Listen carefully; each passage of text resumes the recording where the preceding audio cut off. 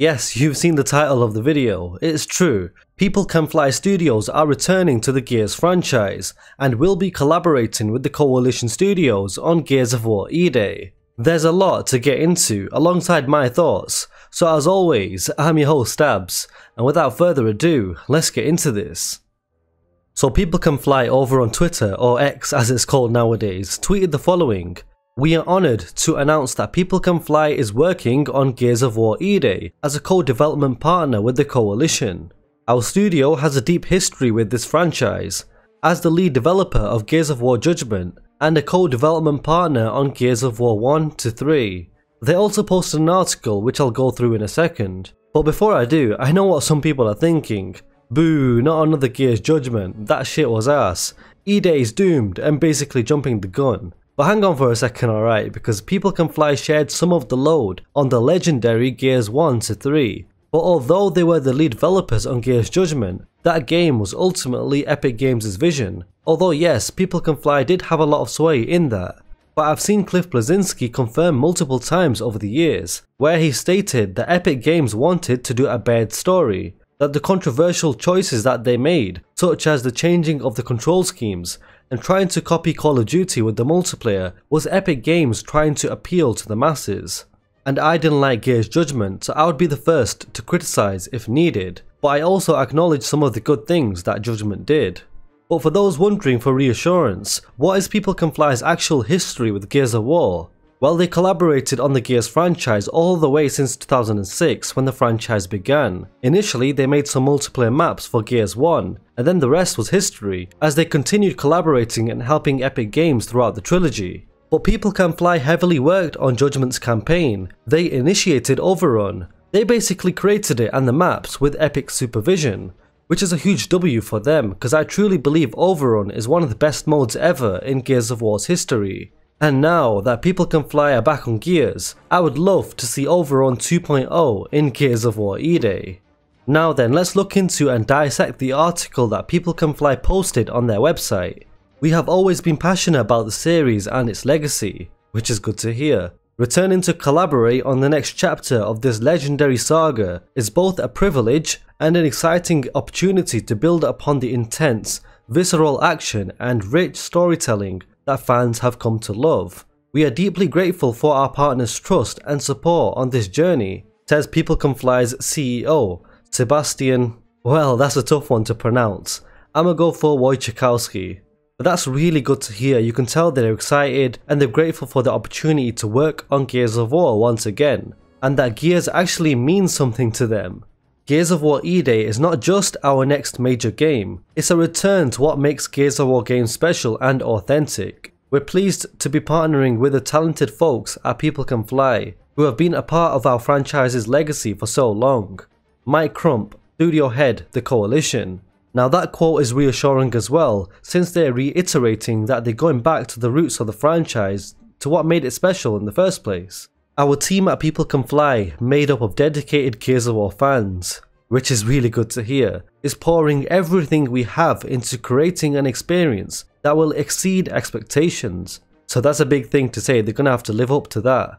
While we can't share more just yet, we're eager for the day when we can show all the exciting things we've been working on, says Gillian Barry, development director at People Can Fly.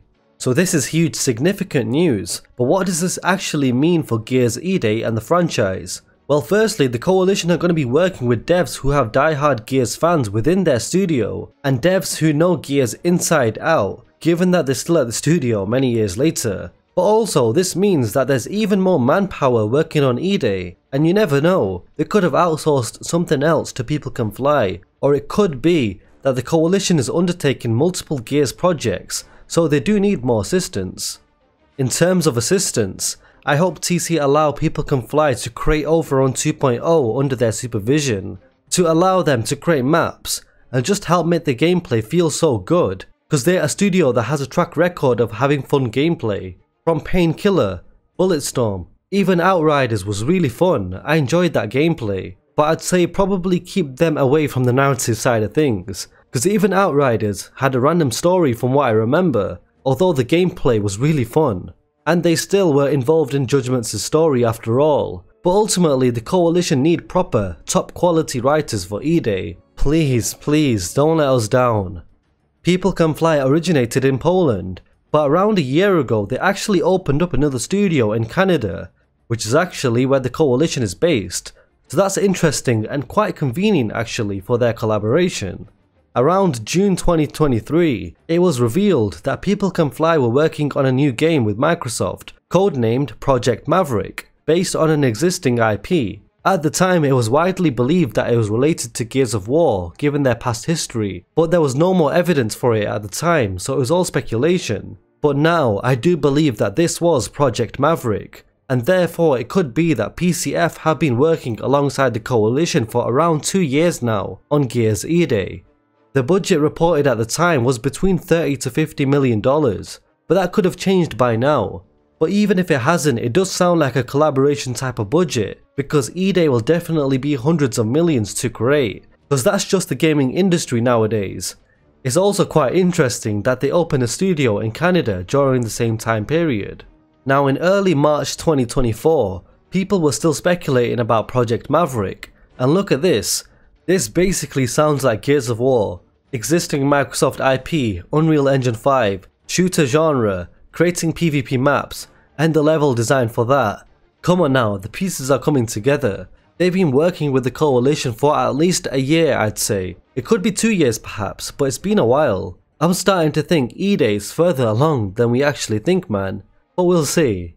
So with the allocated budget from Microsoft, job listings, collaboration with TC, and People Can Fly's history with Gears of War, I think, and this is just my opinion and thoughts of course, I reckon they're working on multiplayer maps and potentially levels for campaign. And yeah, I'd love if they get hands on with some new innovative modes like Overrun 2.0, taking it up to another level of chaos and showcasing that Gears multiplayer can be so much more than just the traditional Nasher fights, although they're also goated in their own niche way. But don't freaking make the control schemes like COD, please. Don't create weird multiplayer maps, but I'm sure the Coalition will be supervising. And towards the end of Gears 5's game cycle, there were multiplayer maps that were actually bangers, such as Nexus, Regency, Tomb, Ephyra, and so on, so I do trust TC in that department to ensure all goes well. But yeah guys, some juicy news coming out today of People Can Fly returning to the Gears of War franchise. Please do drop a like, subscribe, and please turn on all notifications so you don't miss another Gears of War video from me. And a big special thank you to the YouTube and Patreon members for your additional support of me and the channel. Thank you so much. I'm your host Abs, and as always, I will catch you guys next time.